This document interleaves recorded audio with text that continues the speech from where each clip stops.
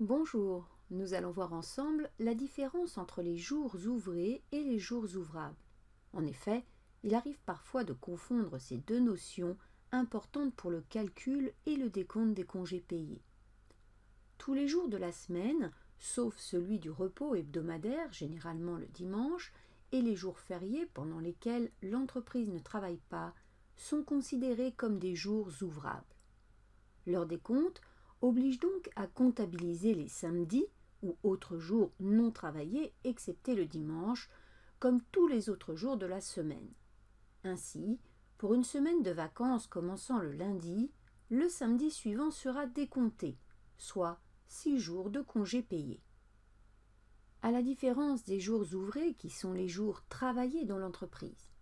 Si l'entreprise fonctionne du lundi au vendredi, il y a donc 5 jours ouvrés par semaine. Prenons l'exemple d'un employé ne travaillant pas le mercredi dans une société fermée le lundi mais ouverte le samedi. Les jours ouvrables vont du lundi au samedi inclus. Les jours ouvrés vont du mardi au samedi inclus. Même si l'employé ne travaille pas le mercredi, il s'agit d'un jour ouvré pour l'entreprise.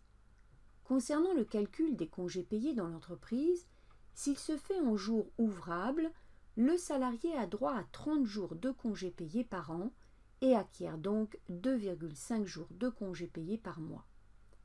Si le décompte s'effectue plutôt en jours ouvrés, le salarié aura droit à 25 jours annuels, c'est-à-dire 2,08 jours de congés par mois. Dans tous les cas, le salarié bénéficie d'autant de semaines de congés, à savoir 5 par an.